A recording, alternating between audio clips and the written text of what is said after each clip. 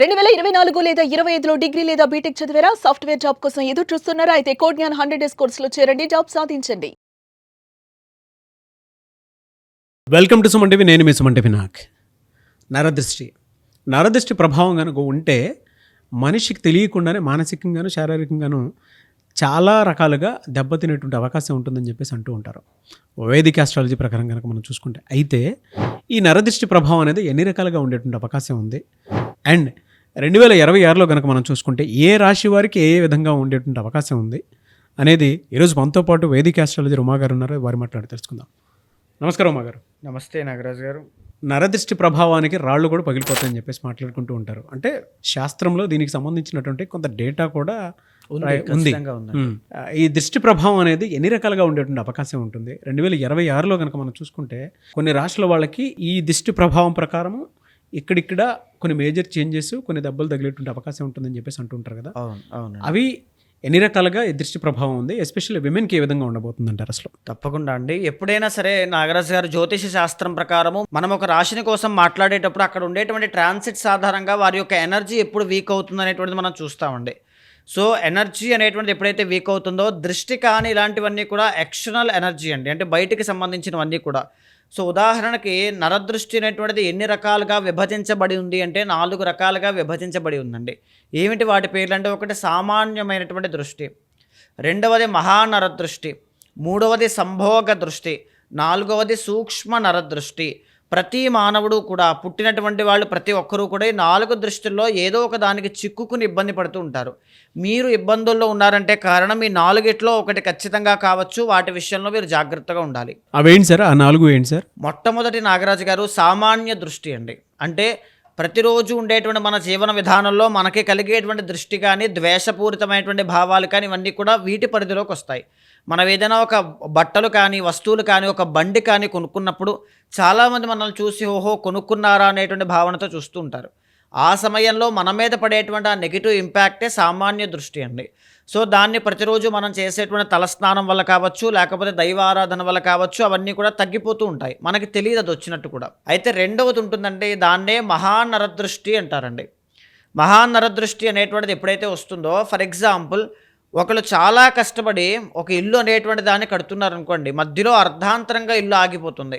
ఇంటి యజమాని అప్పటిదాకా మంచి ఉల్లాసంగా, ఉత్సాహంగా అందరూ కూడా, కుటుంబ సభ్యులందరూ కూడా బాగున్నటువంటి వాళ్ళు సడన్గా ఇంటి యజమానికి అనారోగ్య సమస్య, దీర్ఘకాలిక ఆరోగ్య సమస్య వస్తుంది. లేకపోతే యాక్సిడెంట్స్ అనేటువంటివి జరగడం కానీ, హాస్పిటల్స్కి, ఇది బాగా గుర్తుపెట్టుకోండి, ఇది ముఖ్యమైన సిమ్టమ్. ఇది హాస్పిటల్స్కి విపరీతంగా డబ్బులు ధారపోయడం, ప్రతి నెల, ప్రతి 3 నెలలకు ఒకసారి విపరీతంగా, చంటి పిల్లల దగ్గర నుంచి వృద్ధుల వరకు అందరికీ కూడా ఇది కనబడుతూ ఉంటుందండి. తరువాతది ఏంటి అంటే, ఏ శుభకార్యం తలపెట్టినా ఆటంకాలు వస్తాయి, ఆ శుభకార్యం మధ్యలో ఆగిపోతూ ఉంటుంది. మహానరదృష్టి అనేటువంటిది సోకింది అంటే, ఈ మాట బాగా గుర్తుపెట్టుకోండి, ఎక్స్పీరియన్స్తో చెప్తున్నాను, పెద్దవాళ్ళకి కూడా ఇది తెలిసే ఉంటుంది. మొత్తం ఇంటిల్లపాది అందరూ కూడా అధోగతి పాలవుతారు.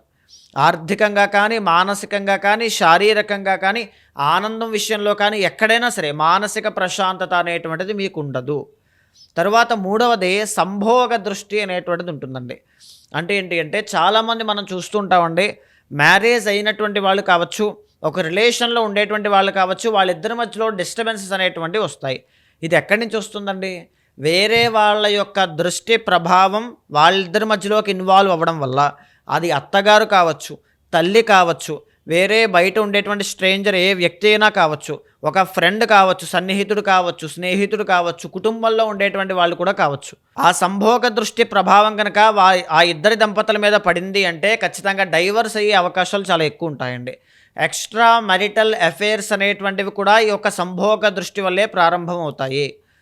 అందుకే భార్యాభర్తల మధ్యలో ఉండేటువంటి నిర్ణయాలని వేరే వాళ్ళకి చెప్పకూడదు, ఎవరిని ఇన్వాల్వ్ చేయకూడదు అంటారు. వేరే వాళ్ళ కళ్ళు పడినా కూడా, దంపతుల మీద వేరే వాళ్ళ కళ్ళు పడినా సరే, వాళ్ళ యొక్క మాటలు ఇన్ఫ్లుయెన్స్ అయినా సరే, వాళ్ళిద్దరి మధ్యలో ఇద్దరితో పాటు కలిసి ఉన్నా సరే, వాళ్ళ యొక్క ఎనర్జీ వీళ్ళ మీద పడింది అంటే 100% ఆ సంభోగ దృష్టి పట్టింది అంటే భార్యాభర్తలు విడిపోవడం ఖాయం అండి.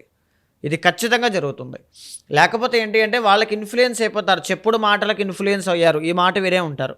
ఇద్దరూ కూడా తెలియకుండా వాళ్ళిద్దరి మధ్యలో అనుమానము స్టార్ట్ అయ్యింది, ఈ మాట వినే ఉంటారు. లేకపోతే ఆయన ఎక్కడ ఉంటారు, ఈమె ఎక్కడ ఉంటారు, వీళ్ళిద్దరి మధ్యలో మిస్అండర్స్టాండింగ్స్ అనేటువంటి విపరీతంగా ఉంటాయి. లేకపోతే భార్య అనేటువంటిది అత్తగారి మాట వినకపోవడం, ఏదైనా కావచ్చు అండి. ఏ సంభోగ దృష్టి ఎవరి వల్లనైనా రావచ్చు. కాబట్టి ఆ దృష్టి కనుక సోకింది అంటే ఖచ్చితంగా భార్యాభర్తలు ఇబ్బంది పడతారు. దానివల్ల పిల్లలకి కూడా ఎఫెక్ట్ అనేటువంటిది కనబడుతుందండి. తరువాత ఆఖరిది నాగరాజు గారు సూక్ష్మ నరదృష్టి. ఇది చాలా ప్రమాదకరమైనటువంటిది.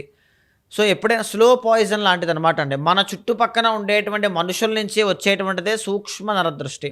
ఫర్ ఎగ్జాంపుల్, నేను ఒక నిర్ణయం తీసుకుని ఒక కంపెనీ పెట్టి లేకపోతే ఎదగాలి అనుకుంటూ ఉన్నప్పుడు కానీ, ఒక జాబ్ చేసుకుంటూ ఒక నిర్ణయం తీసుకుని వేరే ప్రదేశానికి వెళ్ళాలనుకుంటున్నప్పుడు కానీ, మన చుట్టుపక్కల ఉండేటువంటి వాళ్ళు వద్దు, వెళ్ళొద్దు, ఓడిపోతావు, పడిపోతావు, లేకపోతే నాశనం అయిపోతావు, లేకపోతే అక్కడికి వెళ్తే నష్టపోతావు, అప్పులు పాలైపోతావు, అలా చెయ్యొద్దు అంటే మనం చేయాల్సినటువంటి పనిని మనం ఎక్కడ సక్సెస్ అవుతామో, విజయం సాధిస్తామో అనేటువంటి భయంతోనో ద్వేషంతోనో మనల్నే కావాలని వారిస్తూ ఉంటారు. వాళ్ళని చూసి మనము మన వాళ్ళే కదా, మన మంచి కోసమే చెప్తున్నారు కదా అనుకుంటూ ఉంటాం. కానీ మంచి చెప్పడానికి ఈ సూక్ష్మ నరదృష్టికే చాలా థిన్ లేయర్ మాత్రమే అడ్డుంటుందండి. సో ఒక మంచి విషయానికే నిజంగా వెళ్ళొద్దు అనుకునేటువంటి తల్లిదండ్రులు కూడా ఇదే మాట చెప్తూ ఉంటారు. కానీ ఎప్పుడైతే ఈ సూక్ష్మ నరదృష్టి పక్కనే ఉంటుందో చాలామంది ఇక్కడే ఫెయిల్ అవుతూ ఉంటారండి. యూత్ కూడా ఇదే ఫేస్ చేస్తూ ఉంటారు. అనుకున్న లక్ష్యాన్ని సాధించలేకపోతారు. జీవితంలో ఫెయిల్యూర్ అయ్యి చాలా ఇబ్బందులు పడుతూ ఉంటారు. ఈవెన్ ద హెల్త్ ఇష్యూస్ విషయంలో కావచ్చు, కెరీర్ కావచ్చు, మనీ కావచ్చు, లవ్ కావచ్చు, ఎక్కడైనా కావచ్చు. ఆ సూక్ష్మ నరదృష్టి యొక్క ప్రభావం ఉంది అంటే మీరు గెలవడం ఖాయం, దాని నుంచి బయటికి రావడం కూడా చాలా కష్టం అండి. మీరు చెప్పిన దాని ప్రకారం కనుక మనం చూసుకుంటే అండి, జనవరి నుంచి డిసెంబర్ వరకు కుంభరాశి వారికి ఎస్పెషల్లీ విమెన్కి ఏ విధంగా ఉంటుంది, ఈ 2026లో ఈ నరదృష్టి ప్రభావం వారిపై అసలు ఎలా ఉంటుంది, ఏం ఉండేటువంటి అవకాశం ఉంటుంది? కుంభరాశి వాళ్ళకి 2026 సంవత్సరంలో కనకుండా లైఫ్ లాంగ్ వీళ్ళకి ఎలాంటి దృష్టి ప్రభావం కనబడుతూ ఉంటుందో మనం ఈరోజు చూస్తే కనుక, ముఖ్యంగా సామాన్య దృష్టి అనేటువంటి దాంతో పాటుగా మహానరదృష్టి కనబడుతూ ఉంటుందండి. సో కుంభరాశి వాళ్ళు హఠాత్తుగా జీవితంలో చిన్న చిన్న యాక్సిడెంట్స్కి కానీ, లీగల్ ఇష్యూస్ అనమాట, అంటే ఈ యొక్క అది మ్యారిటల్ లైఫ్కి సంబంధించింది కావచ్చు. విమెన్ కోసం ఎక్కువగా మాట్లాడుతున్నానండి. బికాజ్ విమెన్ ఆస్ట్రాలజీ ప్రొడిక్షన్స్ వేరుగా ఉంటాయి, మెన్ ఆస్ట్రాలజీ ప్రొడిక్షన్స్ కొంచెం వేరుగా ఉంటాయి. 7th హౌస్లో రవి ఉన్నప్పుడు, 7th లార్డ్ రవి ఉన్నప్పుడు మెన్కి ప్రాబ్లం ఉండదు, కానీ విమెన్కి మాత్రం ఖచ్చితంగా ప్రాబ్లం అవుతుంది. సో ఈ కోణంలో కుంభరాశి వాళ్ళకి ఎస్పెషల్లీ విమెన్కి మ్యారిటల్ లైఫ్లో డైవర్స్ అవ్వడం కానీ, డిస్టర్బెన్సెస్ రావడం కానీ, సపరేట్ అవ్వడం కానీ, ఇద్దరి మధ్యలో విభేదాలు అనేటువంటివి కానీ, లీగల్ లిటిగేషన్స్ అనేటువంటివి ఫేస్ చేయడం కానీ ఎక్కువగా చూస్తూ ఉంటారండి బికాజ్ ఆఫ్ మహానరదృష్టి. సో ఎందుకంటే అది డామినెంట్ ఇష్యూస్ అనేటువంటిదే కాకుండా ఇండిపెండెంట్ నేచర్ వల్ల వచ్చేటువంటి సమస్యలుగా మనం చెప్పుకోవచ్చు. బికాజ్ కుంభరాశి వాళ్ళు ఎప్పుడూ కూడా వాళ్ళకు ఉండేటువంటి టాలెంట్ ఎవరికీ ఉండదు. సో ఒక వ్యవహారాన్ని, ఒక పని అప్పచెప్పి దీన్ని ఆర్గనైజ్ చేయాలి, అడ్మినిస్ట్రేషన్ మీరు చేయాలి అంటే వాళ్ళు చేసేంత బాగా ఎవరూ చేయలేరు. బట్ ఆ విషయంలో కావచ్చు, వాళ్ళకున్న టాలెంట్ని ఎందుకు వేస్ట్ చేయాలి, నా స్కిల్ నేను ఉపయోగించి బాగా సంపాదించవచ్చు, కుటుంబాన్ని పోషించవచ్చు, 10 మందికి ఉపయోగపడవచ్చు అనేటువంటి ఉద్దేశంతో వాళ్ళు ఏదైనా కష్టపడి చెయ్యాలి అని ఇనిషియల్ టైంలో స్టార్ట్ చేస్తే ఎన్నో ఆటంకాలు అనేటువంటివి వస్తాయి. దానివల్ల మీ మెరిటల్ లైఫ్లో డిస్టర్బెన్స్ అనేటువంటివి వస్తాయి. కాబట్టి చాలా కేర్ఫుల్గా ఉండండి. ఇఫ్ ఇన్ కేస్ కుంభరాశి వాళ్ళు విమెన్ చూస్తూ మేము ఆల్రెడీ జాబ్స్లో ఉన్నాం అనుకుంటే, సో నో వరీస్ అనే ప్రాబ్లం ఏమీ లేదు. బికాజ్ మీ పర్సనల్ చార్ట్లో 10th హౌస్ స్ట్రాంగ్గా ఉంటే ఇలా జరుగుతుంది. ఒకవేళ లేదు అనుకుంటే ఈ ప్రాబ్లం ఖచ్చితంగా మీరు ఫేస్ చేస్తారు. అయితే మెరిటల్ లైఫ్లో డిస్టర్బెన్సెస్ అనేటువంటివి ఎందుకు వస్తున్నాయి ఇప్పుడు మనం చెప్పుకున్నాం కదండి. 7th లార్డ్ రవి అవ్వడం వల్ల విమెన్కి ఈ ప్రాబ్లం కనబడుతూ ఉంటుంది. ఇఫ్ ఇన్ కేస్ మెన్ అయితే ఖచ్చితంగా డామినెంట్ బిహేవియర్ ఉండేటువంటి వైఫ్ కానీ, ఒక రాయల్ ఫ్యామిలీ నుంచి వచ్చేటువంటి వైఫ్ కానీ వచ్చే అవకాశాలు చాలా ఎక్కువ ఉంటాయి. అయితే ప్రధానంగా ఈ యొక్క దృష్టి ప్రభావంలో వీళ్ళకి మహానరదృష్టి ప్రభావం వల్ల లీగల్ ఇష్యూస్ అనేటువంటివి చూసే అవకాశాలు ఎక్కువ. Not only on marital life అండి, మీ ఉద్యోగంలో కూడా. ఎందుకంటే 12th అనేటువంటిది మీకు మకరం అవుతుంది. మకరం అంటే ద ఒరిజినల్ 10th అనమాట. కెరీర్ పట్ల, కెరీర్ విషయంలో మీ మీద ఏదైనా ఎలిగేషన్స్ రావడం కానీ, కెరీర్లో ఈ లీగల్గా ఫైన్స్ కానీ, ట్యాక్సెస్ కానీ, ఆర్ లేకపోతే మీ వర్క్ రిలేటెడ్ కానీ ఏదైనా కోర్టు కేసెస్ కావచ్చు, ఇలాంటివి ప్రాబ్లం అయ్యేటువంటి అవకాశాలు చాలా ఎక్కువగా ఉంటాయి. సో ఆ విషయంలో చాలా కేర్ఫుల్గా ఉండాలి. దీంతోపాటు ఇది మహానరదృష్టి యొక్క ప్రభావం అండి, క్లియర్ కట్గా చెప్పాలంటే. అయితే దీంతో పాటుగా ఆల్రెడీ మీరు ఏలినాటి శని యొక్క ప్రభావంలో ఉన్నారు. ఆల్రెడీ గత సంవత్సరాల దగ్గర నుంచి ఎక్కువగా ఇబ్బంది పడి పోషిస్తూ ఆ బాధపడేటువంటి, ఓర్చుకునేటువంటి వాళ్ళు ఎవరంటే కుంభరాశి వాళ్ళే, మీరే. సో ఆల్రెడీ జన్మశని చూశారు, 12వ స్థానంలో శని చూశారు, ఇప్పుడు లాస్ట్ ఫేజ్ ఆఫ్ 7.5లో ఉన్నారు. ఈ ఒక్క 2 years మీరు ఓపిక పడితే ఆ తర్వాత నుంచి శని మీకు రాజయోగాన్ని ఇస్తారండి, 3వ స్థానంలోకి వెళ్ళిపోతారు కాబట్టి. సో కొద్దిగా ఓర్చుకోండి. అంటే ఈ టైంలో ఎలాంటి జాగ్రత్తలు తీసుకోవాలంటే, మీకు ఉండేటువంటి మహానరదృష్టి కావచ్చు, లేకపోతే ఏ ప్రభావంతోనైనా డబ్బు నిలబడదు, విపరీతంగా ఖర్చులు అవుతూ ఉంటాయి, రుణ బాధలు, అప్పులు అనేటువంటి ఇబ్బంది పెడుతూ ఉంటాయి. చాలామందికి కుంభరాశి వాళ్ళకి ఈ ఫేజ్ ఆఫ్ ఏలినాటి శనిలో కాళ్ళు, పాదాలు, మోకాళ్ళు, వాతము, ఆర్థరైటిస్ కానీ, కిడ్నీ కానీ, ఫ్యాటీ లివర్ కానీ, డయాబెటీస్ కానీ, స్పాండిలైటిస్ కానీ, సయాటిక కానీ, నరముల యొక్క బలహీనత కానీ ఇలాంటివి కనబడతాయండి. ఖచ్చితంగా చూస్తారు. ఇది ఆల్రెడీ మీకు ఇప్పుడు సడన్గా వచ్చినటువంటిది ఏది కాదు. జన్మశని పాస్ట్ మీరు ముందు ఫేజ్ ఆఫ్ 7.5 ఉన్నప్పుడే అది మీకు స్టార్ట్ అయింది. బట్ మీరు ఇప్పుడు దాన్ని గుర్తించారు అంతే. ఇప్పుడు బయటకు వస్తాయి అంతే అవన్నీ కూడా. సో ఖచ్చితంగా వాటి విషయాల్లో ఒక్కసారి మీరు బాడీ చెకప్స్ చేయించుకోవడం కానీ, లేకపోతే చాలా జాగ్రత్తగా ఉండడం కానీ చేసుకోండి. తర్వాత ఏంటి అంటే ఈ యొక్క కుంభరాశి వాళ్ళకి 2026 సంవత్సరంలో జూన్ 1వ తారీఖు దాకా గురు బలము అనేటువంటిది ఉంది. బికాజ్ 5th హౌస్లో ఉన్నారు కాబట్టి జూన్ 1వ తారీఖు లోపల ఈ యొక్క 7.5ని మీరు మినిమైజ్ చేసుకుని, మీకు జన్మరాహు ఉన్నారండి అంటే ఒక మంచి జాబు, ఒక అనవసరమైనటువంటి జాబు, ఈ రెండిట్లో దేనికి అప్లై చేస్తారు అంటే జన్మరాహు ఎప్పుడు కూడా మిమ్మల్ని ఆ పనికిమాలిన జాబుకి అప్లై చేయమని వెనకాల నుంచి ప్రోద్బలం చేస్తూ ఉంటారు. అది మీ యొక్క ప్రభావం కాదు. రాహు అనేటువంటి ఆయన ట్రిగర్ అయినప్పుడల్లా, రాహు యొక్క ఇంపాక్ట్ మీద, ఆ ఇన్ఫ్లుయెన్స్ మీ మీద ఉన్నప్పుడల్లా ఖచ్చితంగా అలాంటి రాంగ్ డెసిషన్స్ మీరు తీసుకుంటూ ఉంటారు. కాబట్టి ఈ శని రాహువులు ఇద్దరిని కూడా మినిమైజ్ చేసి రాహు యొక్క బలాన్ని ఇంకా మీరు ఇప్పుడు పెంచుకోగలిగితే, రాహు మీకు గురు ఎక్కడున్నారండి? 5th హౌస్లో ఉన్నారు. 2nd and 11th lord. ధనము, విపరీతంగా డబ్బు, ఎడ్యుకేషన్, ఫారిన్ ట్రావెల్స్, తర్వాత సక్సెస్ కానీ, రికగ్నైజేషన్ కానీ, ప్రమోషన్స్ కానీ, ప్రాఫిట్స్ కానీ 11th హౌస్ కాబట్టి ఎవ్రీథింగ్ అన్నీ కూడా మీకు వస్తాయి. బట్ ఈ రెండు కూడా వెనకాల నుంచి మిమ్మల్ని ఆపుతున్నాయి, బాగా గుర్తుపెట్టుకోవాలి. తర్వాత ఈ ఇయర్లో కూడా 2026 సంవత్సరంలో కూడా అనవసరమైన ప్రయాణాలు ఏది కూడా చేయొద్దండి. అంటే ఫారెన్ ట్రావెల్స్ కానీ, అస్తమానం తిరగడం కానీ, బయటకు కానీ, టూర్స్ కానీ, ట్రిప్స్ కానీ, డబ్బులు వృధాగా ఖర్చు పెట్టడం కానీ చేయడం వల్ల అదంతా కూడా శని రాహులు వేసేటువంటి ట్రాప్ అండి. ఆ టైంలో డబ్బు ఖర్చు పెట్టాలి, ఖర్చు పెడదాంలే అనేటువంటి ఆలోచన పుట్టించి మీతో ఖర్చు పెట్టించి తర్వాత మీకు డబ్బులు అవసరం వచ్చినప్పుడు ఎవరూ మీకు డబ్బులు ఇవ్వకుండా మీరు మాత్రమే ఒంటరిగా బాధపడేటువంటి పరిస్థితి తీసుకురావడానికి శని రాహు వేసేటువంటి ట్రాప్ అనమాట. కాబట్టి చాలా కేర్ఫుల్గా అడుగులు వేయాలి. అయితే 2026 సంవత్సరంలో అసలు మీకు ఈ యొక్క మహానర దృష్టి యొక్క ప్రభావం వల్ల డైజెషన్ ప్రాబ్లమ్స్ ఉంటాయి. ఖచ్చితంగా బాగా గుర్తుపెట్టుకోండి. కుంభరాశి వాళ్ళకి acidity, gastric trouble, digestion problems, asthma కానీ, రెస్పిరేటరీ రిలేటెడ్ కానీ, వాయువు అన్నమాట, చంద్రుడు కాబట్టి వాయువుకి సంబంధించి, గాలికి సంబంధించినటువంటి హెల్త్ ఇష్యూస్ చాలా ఎక్కువగా ఉంటాయండి. ఆస్తమా, రెస్పిరేటరీ, బ్రీతింగ్ ప్రాబ్లమ్స్ ఇలాంటివన్నీ, సైనస్ కానీ ఇలాంటివి చాలా ఎక్కువ వస్తుంటాయి. సో వాటి రిలేటెడ్ కూడా చాలా జాగ్రత్తగా ఉండాలి. కోపము, షార్ట్ టెంపర్డ్ పర్సన్స్ అనమాట. వెంటనే కోపం వచ్చేస్తూ ఉంటుంది. ఆ కోపంలో ఆ 15 నిమిషాలే ఉంటుంది. ఆ 15 నిమిషాల్లో ఏం చేస్తారా, విధ్వంసం అవుతుందా, ఏమవుతుందో అయిపోతుంది, మళ్ళీ తగ్గిపోతుంది. అయినా సరే చాలా కేర్ఫుల్గా 2026లో బ్యాలెన్స్డ్గా వెళ్ళండి.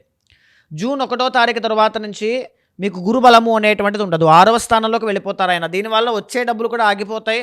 అవి వస్తాయి కదా అని మీరు డబ్బులు ఖర్చు పెట్టేస్తారు, రాంగ్ కమిట్మెంట్స్ ఇచ్చేస్తారు, చాలా డబ్బు నష్టపోతారు. కాబట్టి ఖచ్చితంగా జూన్ 1 తర్వాత ఫైనాన్షియల్ ప్లానింగ్స్ కానీ, కమిట్మెంట్స్ కానీ, ఆర్ ఎనీ పర్చేసింగ్ థింగ్స్ కానీ మీరు ఏదైనా కొనాలి, చెయ్యాలి, ఇలాంటివి ఏదైనా ఉంటే చాలా చాలా కేర్ఫుల్గా ఉండండి. ఎప్పటి వరకు? నవంబర్ 1వ తారీఖు వరకు. ఆ తర్వాత గురువు అనేటువంటి ఆయన మీకు 7th హౌస్లోకి వెళ్తారు, మళ్ళీ ప్రాబ్లం ఉండదు. ఓన్లీ 5 months అంటే జూన్ 1 నుంచి నవంబర్ 1 దాకా చాలా చాలా కేర్ఫుల్గా ఉండండి. ఈ 2026 సంవత్సరంలో మహానరదృష్టితో పాటుగా శని రాహువుల యొక్క ఆ దోషాన్ని రెక్టిఫై చేసుకోవడానికి, గురువు యొక్క బలాన్ని పెంచడానికి ఏం చేస్తే బాగుంటుందో నా సజెషన్ నేను చెప్తానండి. శ్రీ రుద్ర హోమము. శ్రీ అనేటువంటిది చండీ పరాదేవత, రుద్ర అంటే శివుడు అండి. గురు రాహులు ఇద్దరు కూడా యాక్టివేట్ అవుతారు. దీంతో పాటుగా ఏలినాటి శని సప్రెస్ అవ్వడానికి కాళీమాతకి సంబంధించినటువంటి హోమం కానీ, సుదర్శన హోమం కానీ కొంచెం విశేషంగా చేస్తేనే మంచిది కాబట్టి కాళీమాతకి సంబంధించిన హోమం. సో ఇవి తప్పకుండా 2026 సంవత్సరంలో ఆచరించండి. ఎవరు ఆచరించాలి, ఎక్కడ ఎలా ఆచరించాలో తెలియకపోతే నన్ను అప్రోచ్ అవ్వండి, ఖచ్చితంగా నేనే చేయిస్తాను.